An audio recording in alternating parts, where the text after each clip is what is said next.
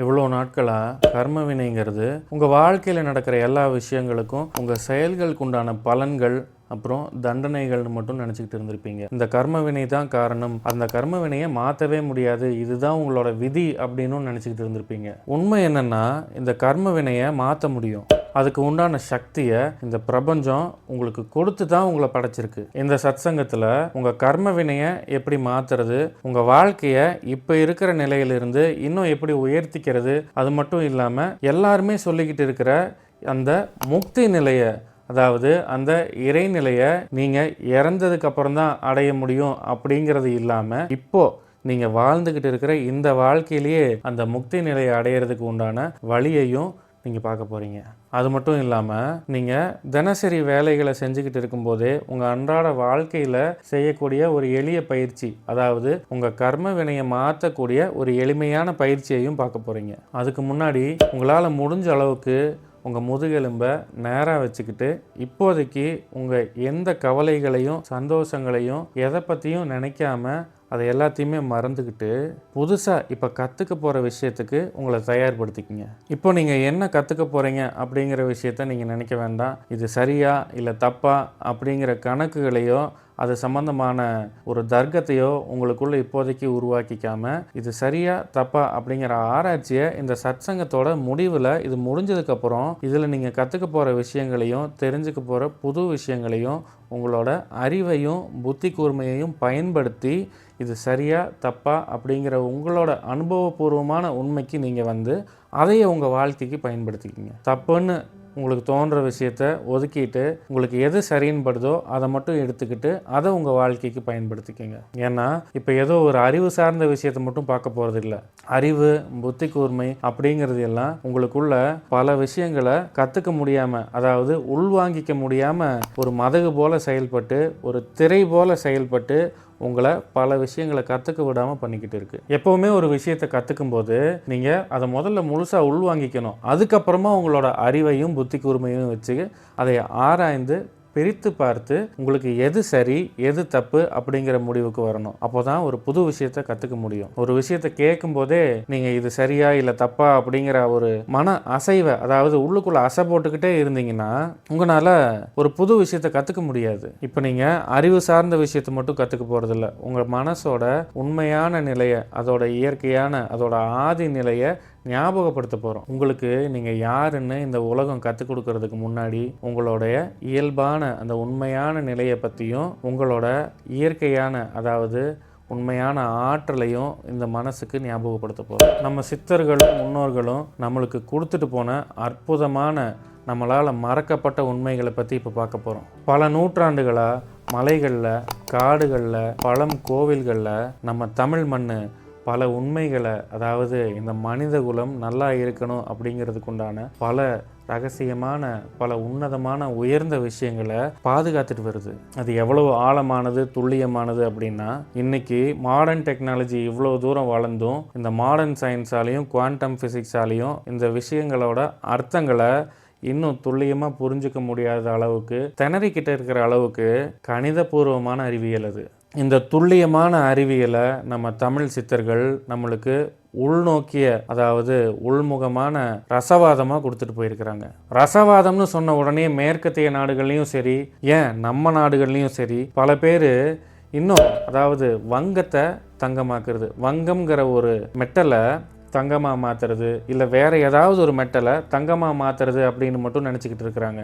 அப்படி அந்த வங்கத்தையோ இல்லை வேறு ஏதாவது ஒரு மெட்டலையோ தங்கமாக்கணும் அப்படின்னு சுற்றிக்கிட்டு இருக்கிற பல பேர், சுற்றிக்கிட்டு இருந்த பல பேர் பைத்தியமாக போயிருக்கிறாங்களே ஒழிய அதில் சக்ஸஸ் பண்ணவங்க மிக குறைவான ஆட்கள். நம்ம சித்தர்கள் இந்த அறிவியலை, அதாவது இந்த ரசவாதத்தை கொடுத்துட்டு போனதுக்கான காரணம், அதாவது மெட்டலை ஏதாவது ஒரு மெட்டலை தங்கமாக மாற்றுறதுக்கு உண்டான ரசவாதத்தை கொடுத்துட்டு போனதுக்கான காரணம், அது மூலயமா மனிதருக்கு தேவையான மருந்துகள் செய்கிறதுக்காகத்தானே ஒழிய அதை வியாபாரமாக செய்கிறதுக்காக இல்லை. இதை வியாபார நோக்கத்தில் செய்கிறவங்க எல்லாருமே அவங்க வாழ்க்கையை கெடுத்துக்கிட்டு தான் நிற்கிறாங்க இன்னைக்கு. ஆனால் நம்ம சித்தர்களுக்கு இந்த தங்கம்ங்கிறது ஒரு பெரிய விஷயமே கிடையாது. தங்கம் செய்கிறத அவங்களோட இலக்காகவும் வச்சுக்கிட்டது கிடையாது. அப்படி அதை இலக்காக வச்சுக்கிட்டா உங்களை இறைநிலையை அடைய விடாமல், அதாவது ஞானம் அடைய விடாமல் உங்கள் கவனத்தை சிதறடிக்கக்கூடிய விஷயமா அது இருக்கும் அப்படின்னு சித்தர்களே சொல்லுவாங்க.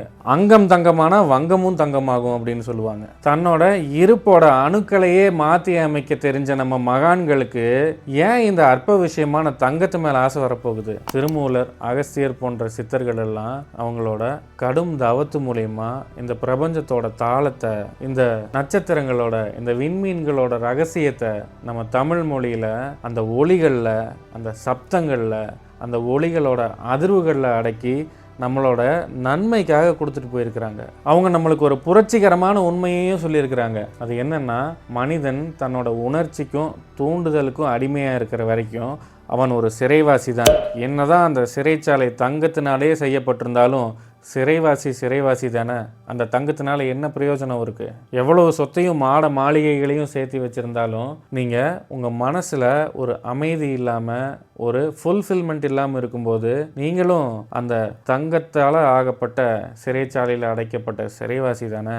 அதனால தான் அவங்களோட பிரதானமான ரசவாதம் எதுவாக இருந்துச்சுன்னா உள்முகமான, உள்நோக்கிய ரசவாதமாகவே இருந்துச்சு. அப்படி மட்டும்தான் இருந்ததே ஒழிய ஒரு உலோகத்தை தங்கமாக மாற்றுறதுக்கு உண்டான விஷயத்தை மட்டும் அவங்க பிரதானமான பாதையாக வச்சுக்கவே இல்லை. அவங்களோட பயணம் எல்லாம் உள்முகமான ரசவாதம் தான். உள்முகமான மாற்றம், அதாவது உள்முகமான மாற்றத்தை ஏற்படுத்தக்கூடிய ரசவாதம் மட்டும்தான். இந்த உள்முகமான ரசவாதத்தை நீங்கள் புரிஞ்சுக்கணும்னா அதுக்கு முதல்ல நீங்கள் கர்ம வினை மேலே வச்சிருக்கிற ஒரு மேலோட்டமான பார்வையை மாற்றணும். கர்ம வினைனா ஏதோ நம்ம முன்பிறவிகளில் செஞ்ச பாவத்துக்கும் புண்ணியத்துக்கும் உண்டான ரிசல்ட் இப்போ வருதுன்னும், நம்ம முன்னோர்கள் செஞ்ச பாவத்துக்கும் புண்ணியத்துக்கும் உண்டான ரிசல்ட் இப்போ வருதுன்னும், இந்த ஜென்மத்தில் நம்ம செய்யக்கூடிய பாவத்துக்கும் புண்ணியத்துக்கும் உண்டான ரிசல்ட்டுன்னு மட்டும் ஒரு மேலோட்டமான புரிதல் இருக்கிறீங்க. இதை பற்றி நீங்கள் இன்னும் கொஞ்சம் ஆழமாக புரிஞ்சுக்கணும்னா, அதாவது கர்ம வினைங்கிற விஷயத்தை பற்றி இன்னும் ஆழமாக நீங்கள் புரிஞ்சுக்கணும்னா, கர்ம வினைங்கிற வார்த்தையை தாண்டி இன்னும் சில வார்த்தைகளை நீங்கள் தெரிஞ்சுக்க வேண்டியது இருக்குது.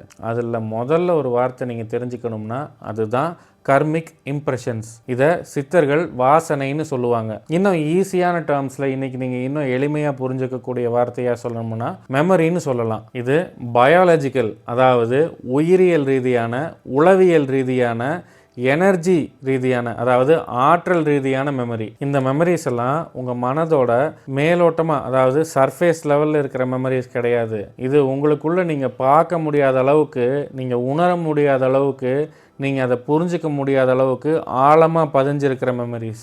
எப்படி உங்கள் முன்னோர்கள் கிட்ட இருந்து அவங்க டிஎன்ஏ, அவங்களோட சாயல், அவங்க பழக்க வழக்கங்கள், அவங்களோட கேரக்டர், இது எல்லாமே உங்களுக்கு இயற்கையாகவே நீங்கள் பிறக்கும் போதே அவங்க கிட்ட இருந்து டிரான்ஸ்ஃபர் ஆகுதோ, அதே போல தான் இந்த கர்மிக் இம்ப்ரெஷன்ஸ் அல்லது லேட்டன்ட் டெண்டன்சிஸ் அல்லது மெமரிஸ் அல்லது வாசனை அப்படின்னு சொல்லக்கூடிய இந்த கர்ம வினையும் அவங்க கிட்ட இருந்து உங்களுக்கு டிரான்ஸ்ஃபர் ஆகுது. இந்த மெமரிஸ், அதாவது ஆள் மனசில் உங்களுக்குள்ள நீங்கள் பார்க்க முடியாத அளவுக்கு ஆழமாக பதிஞ்சிருக்கிற இந்த மெமரிஸில் இருந்து தான் உங்களோட எண்ணங்கள் தோன்ற ஆரம்பிக்குது. உங்கள் எண்ணங்கள் மட்டும் இல்லை, உங்களோட முடிவெடுக்கிற தன்மை, உங்கள் ரியாக்ஷன், இது மாதிரியான எல்லா விஷயங்களும் உங்களுக்குள்ள பதிவாயிருக்கிற இந்த கர்மிக் இம்ப்ரெஷன்ஸ் அப்படின்னு சொல்லக்கூடிய இந்த சாஃப்ட்வேரில் இருந்து, அதாவது இந்த மென்பொருளில் இருந்து தான் வெளியே வருது. ஒருத்தர் அவரோட தாத்தா மாதிரியே ரியாக்ட் பண்ணுறாரு, இல்லை அவர் கொள்ளு தாத்தா மாதிரியே ரியாக்ட் பண்ணுறாரு, இல்லை ஒரு பாட்டி மாதிரியோ, இல்லை அவங்க அம்மா மாதிரியோ, இல்லை அப்பா மாதிரியோ ரியாக்ட் பண்ணுறாரு அப்படின்னு சொல்லி பல பேர் சொல்லி நீங்கள் கேள்விப்பட்டிருப்பீங்க.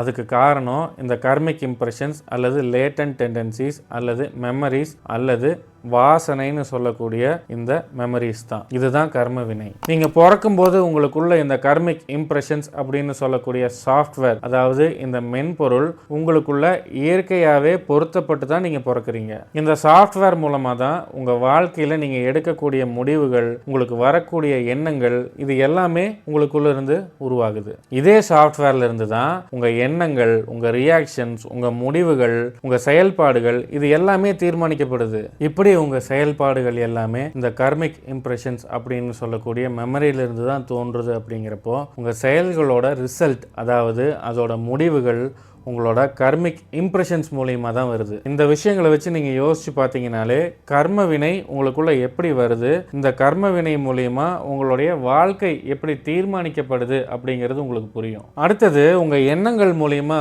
உங்கள் கர்ம வினை எப்படி உருவாகுது அப்படிங்கிறது இன்னும் கொஞ்சம் ஆழமாக பார்ப்போம். நீங்கள் திரும்ப திரும்ப யோசிக்கிற ஒரு விஷயமும், அதாவது நினைக்கிற ஒரு விஷயமும், நீங்கள் வெளிப்படுத்துகிற ஒரு எமோஷன்ஸும், நீங்கள் உங்களிலிருந்து வெளிப்படுத்துகிற உங்களுக்கே தெரியாமல், அதாவது நீங்கள் யோசிக்காமலே கொடுக்கக்கூடிய ரியாக்ஷன்ஸ், இது எல்லாமே உங்களுக்குள்ள ஒரு ஆற்றல் சார்ந்த எச்சத்தை, அதாவது எனர்ஜெட்டிக் ரெசிடியூவை விட்டுட்டு போகுது. இதை தான் சித்தர்கள் வாசனைன்னு சொல்லுவாங்க. இந்த எனர்ஜெட்டிக் ரெசிடியூஸ் அப்படின்னு சொல்லக்கூடிய இந்த வாசனைகள் தான் உங்களோட வாழ்க்கைக்கு இடையூறாக இருக்குது. ஒரு ஆற்றை கற்பனை பண்ணி பாருங்க. அதில் தண்ணி நேராக ஓடிக்கிட்டு இருக்கும்போது அதுக்கு நடுவில் ஒரு பெரிய பாறையை வச்சிங்கன்னா அந்த தண்ணி நேராக ஓடாமல் அதோட பாதையை மாற்றிட்டு பிரிஞ்சு ஓடுது இல்லையா? இதுவே ஒரு பாறைக்கு பதிலாக நிறையா கல்லுகளை வச்சு அடுக்கிட்டே வாங்கலை, அப்போ என்னாகும்? அந்த ஆற்றோட பாதை சீராக இல்லாமல் சிக்கலான பாதையாக மாறிடும். நீங்கள் தான் அந்த ஆறு. அந்த கற்கள் உங்கள் கர்மிக் இம்ப்ரெஷன்ஸ் அப்படின்னு சொல்லக்கூடிய கர்ம வினை. நீங்கள் அதிகப்படியாக அடுக்கிக்கிட்டு வர இந்த வாசனைகள், கர்மிக் இம்ப்ரெஷன்ஸ், அதாவது இந்த எனர்ஜெட்டிக் ரெசிடியூஸ் உங்களுக்குள்ள ஒரு பேட்டர்னாக மாறுது. அதாவது உங்களோட பழக்க வழக்கமாக மாறுது.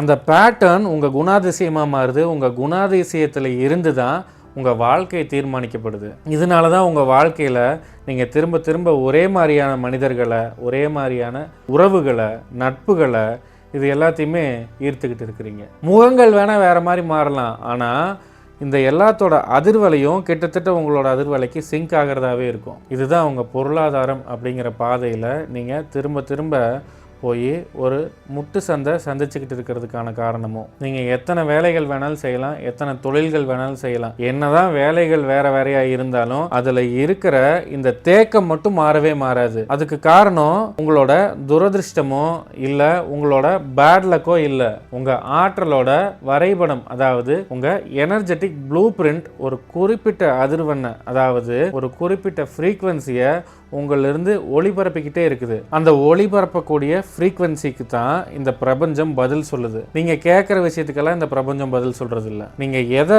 உங்களிருந்து வெளிப்படுத்துகிறீங்களோ அதுக்கு தான் உங்கள் பிரபஞ்சம் உங்களை தயார்படுத்துது, உங்களுக்கு உங்கள் வாழ்க்கையாகவும் கொடுக்குது. நம்ம இன்னும் ஒரு முக்கியமான எனர்ஜெட்டிக் ரெசிடியூவை பற்றி பார்க்கணும். அதுதான் உங்கள் ஆன்செஸ்ட்ரல் ப்ளூ பிரிண்ட் அப்படின்னு சொல்லக்கூடிய உங்கள் முன்னோர்கள் கிட்ட இருந்து உங்களுக்கு வந்த இந்த வாசனைன்னு சொல்லக்கூடிய இந்த கர்மாவோட வரைபடம், கர்மிக் ப்ளூ பிரிண்ட்னு சொல்லலாம். நவீன அறிவியல் இதை எபிஜெனட்டிக்ஸ் அப்படின்னு சொல்லுது. ஒரு தாத்தாவோட கவலைகள், மன உளைச்சல்கள், இது எல்லாமே அவரோட பேரன் கிட்ட ஆங்ஸைட்டியா வெளிப்படுது அப்படின்னு இன்னைக்கு மாடர்ன் சயின்ஸ் கண்டுபிடிச்சிருக்கு. சித்தர்கள் இதை பித்ரு கர்மா அப்படின்னு சொல்லுவாங்க. நீங்க உங்க மெமரிஸை மட்டும் சுமந்துக்கிட்டு இருக்கல, அதாவது உங்க கர்மிக் இம்ப்ரெஷன்ஸை மட்டும் சுமந்துட்டு இருக்கல, உங்க முன்னோர்களோட முடிக்கப்படாத ஒரு முடிவு பெறாத மெமரியையும் நீங்க சேர்த்து சுமந்துக்கிட்டு இருக்கிறீங்க. அவங்களுடைய பயம், அவங்க வறுமை, அவங்க உணர்வு, அவங்களோட ஆறாத துயரம், இது எல்லாமே உங்களுக்குள்ள ஆழமா நீங்க பிறக்கும் போதே ஒரு சாஃப்ட்வேரா இன்ஸ்டால் பண்ணப்பட்டு தான் நீங்க பிறந்திருக்கிறீங்க. இன்னைக்கு நிறைய பேர் இந்த மாடர்ன் உலகத்துல மேனிஃபெஸ்டேஷன், அஃபர்மேஷன், இது மாதிரியான விஷயங்கள் மூலியமா இதுக்கான தீர்வுகளை காண முயற்சி பண்ணிக்கிட்டு இருக்கிறாங்க. ஆனா இந்த கர்மிக் இம்ப்ரெஷன்ஸ் எல்லாம் ஒரு அணுவின் ஆழத்துல, அதாவது உங்களோட ஒரு அணுக்கள்லையும் பதிவாயிருக்கிற விஷயங்கள். உங்க அணுக்கள் கிட்டேயோ இல்ல மனசு கிட்டேயோ பேச்சின் மூலியமாவோ இல்லை மேனிஃபெஸ்டேஷன் மூலியமாவோ இல்லை இந்த அஃபர்மேஷன் மூலியமாவோ இந்த மெமரிஸை, அதாவது இந்த லேட்டன்ட் டெண்டன்சிஸை மாற்ற முடியாது. ஏன்னா இது எல்லாமே உங்கள் அணுக்களோட ஆழத்தில் பதிவாயிருக்கிற பதிவுகள். அணுக்களின் ஆழத்தில் பதிவாயிருக்கிற இந்த ரெசிடியூஸை நீங்கள் பேசுறது மூலியமாவோ இல்லை அஃபர்மேஷன் பண்ணுறது மூலியமாவோ இல்லை கற்பனை பண்ணுறது மூலியமாவோ இல்லை கனவு காண்பதன் மூலியமாவோ மாற்ற முடியாது. அதை அழிக்கவும் முடியாது. அந்த அணுக்களை சரியான பயிற்சிகள் மூலமா ஒரு குறிப்பிட்ட அதிர்வெண்ணுக்கு, அதாவது ஃப்ரீக்வன்சிக்கு உள்ளாக்குறதன் மூலமா மட்டும்தான் அதுல பதிவாயிருக்கிற இந்த எனர்ஜெட்டிக் ரெசிடியூஸ் அப்படின்னு சொல்லக்கூடிய உங்க கர்மிக் இம்ப்ரெஷன்ஸை, அதாவது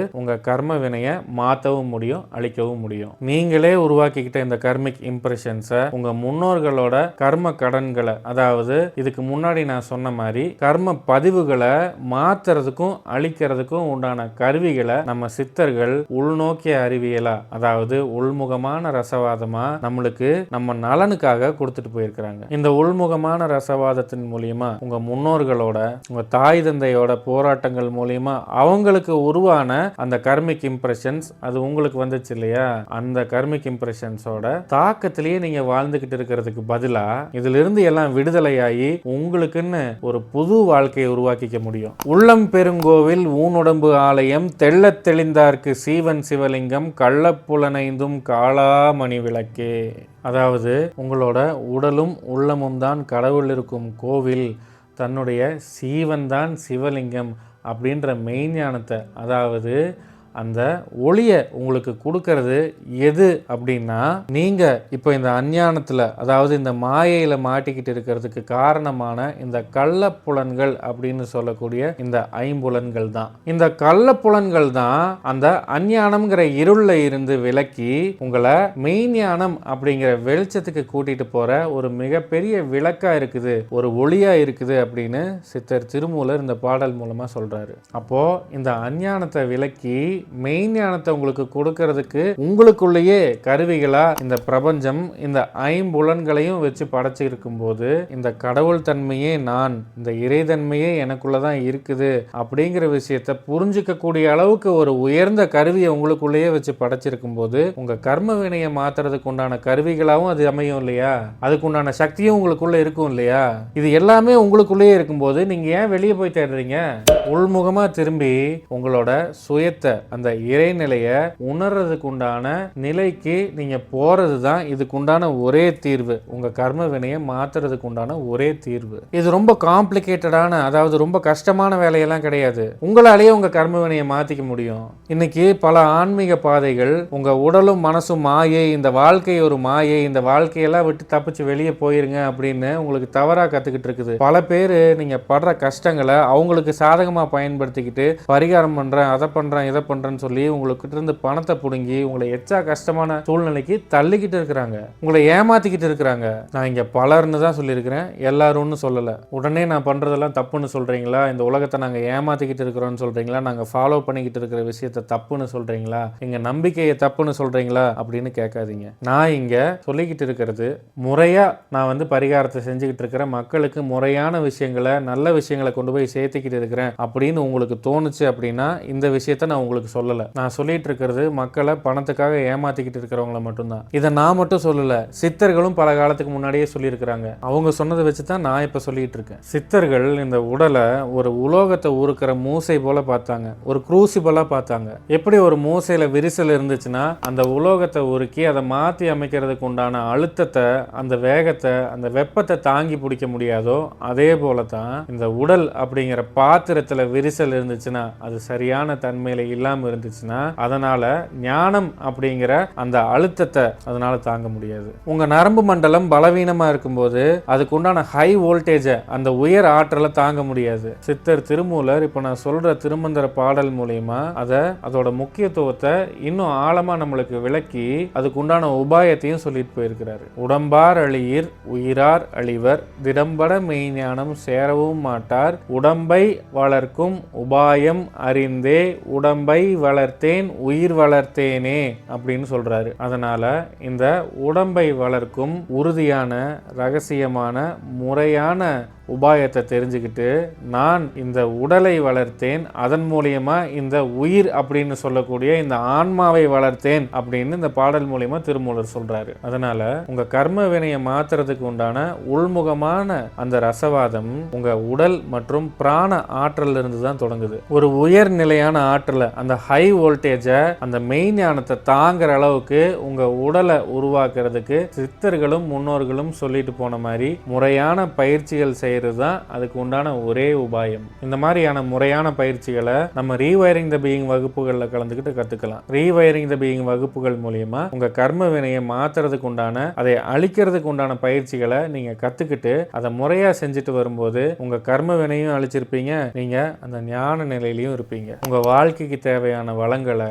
உங்க உறவுகள்ல அமைதியை, உங்க செழிப்பு, இது எல்லாத்தையுமே அதிகப்படுத்துறதுக்கு தேவையான சக்தியை நம்ம ரீவயரிங் த பீயிங் வகுப்புகளோட ஒரு அங்கமான நேத்திர ஸ்ரீகிரியா பயிற்சி உங்களுக்கு தரும். இறைநிலை அடையிறதுக்கும், அதாவது ஞானம் அடையிறதுக்கும், உங்க வாழ்க்கையில ஒரு செழிப்பை உண்டாக்குறதுக்கும் ஒரு உள்முகமான ரசவாதத்தை நம்ம ரீவயரிங் த பீயிங் வகுப்புகளில் கலந்துக்கிட்டு அதை முழுமையா கத்துக்கிட்டு உங்க வாழ்க்கையை மாத்திக்க முடியும். இப்போதைக்கு ஒரு எளிமையான பயிற்சியை உங்களுக்கு சொல்லித்தரேன். உங்களோட பழைய பழக்க வழக்கங்கள், இல்ல பயம், இது மாதிரியான ஏதாவது ஒரு விஷயம் உங்களுக்குள்ள வெளிப்பட ஆரம்பிக்கும் போது அந்த விஷயத்துக்கு நீங்க செயல்படாமலும், நீங்க எந்த ஒரு ரியாக்ஷனும் கொடுக்காமலும் உள்ளது உள்ளபடி அப்படியே ஒரு சாட்சி பாவத்தில் இருந்து அதை அப்படியே வேடிக்கை பார்க்கணும். இந்த மாதிரி எப்போவெல்லாம் நடக்குதோ அந்த எல்லா நேரங்கள்லையும் உங்களால் முடிஞ்ச டைம்ல எல்லாம் அதை அதை கான்சியஸாக சாட்சி பாவத்திலிருந்து பார்க்கணும். இது மாதிரி ஒரு உணர்வையோ செயலையோ சாட்சி பாவத்திலிருந்து பார்க்கும்போது நீங்கள் கொஞ்ச நாள் இதை கண்டினியூஸாக பண்ணிக்கிட்டு இருந்தீங்கன்னா ஒரு விறகு இல்லாத நெருப்பு எப்படி கொஞ்ச நேரத்தில் அணைஞ்சு போயிருமோ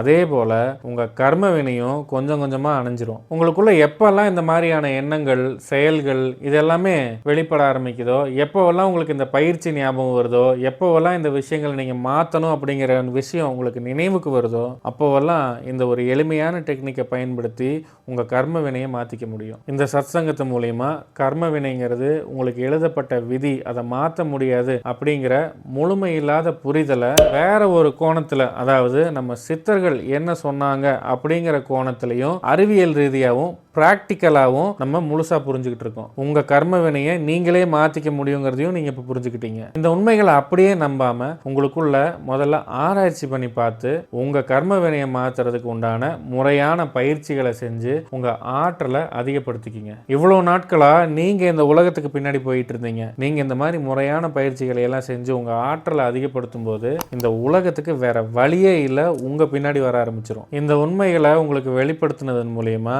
உங்களோட உள்முகமான லெபார்டரியை, அந்த ஆய்வு கூடத்தை ஓபன் பண்ணியாச்சு, நெருப்பை மூட்டியாச்சு. மாற்றம் இப்போ உங்க கையில தான் இருக்கு. மாற்றத்திற்கான வேலையை செய்ய ஆரம்பிங்க. உங்கள் உள்ளங்களில் அமைதியும் குற்றங்களில் நல்லிணக்கமும் உண்டாகட்டும். ஓம் நம சிவாய. Thanks for watching. Like, share and subscribe for more insights.